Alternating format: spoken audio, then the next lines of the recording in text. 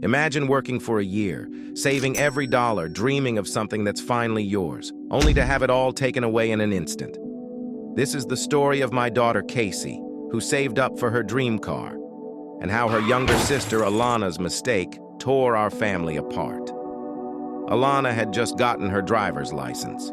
She was so excited to finally drive, and Casey, always the kind-hearted sister, let her borrow her car. But in a moment of distraction, everything went wrong. The accident left Alana injured, but what hit us even harder was the financial strain. Between Alana's medical bills and the wrecked car, we couldn't afford to replace it. The insurance payout wasn't nearly enough. We apologized to Casey over and over, but it didn't matter. She didn't accept it. She started avoiding us, avoiding family dinners, ignoring her sister's apology.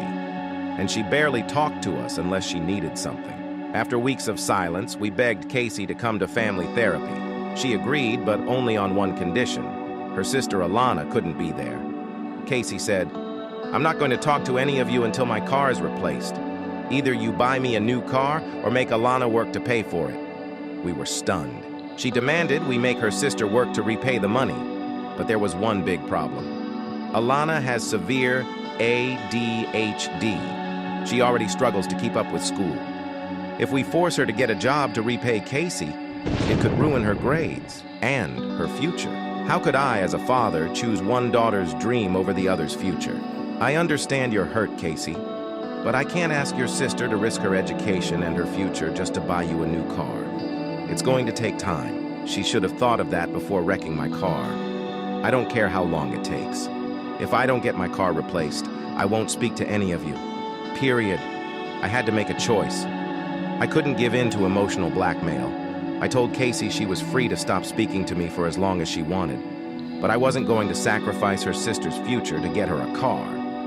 My wife was terrified that Casey would never speak to us again.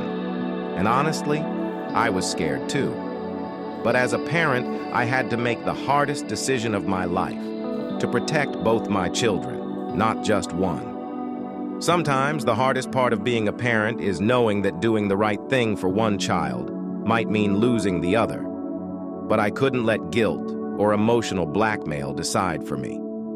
So, what would you do in my shoes? Should Alana be forced to work to repay her sister, or should we wait and risk losing Casey forever?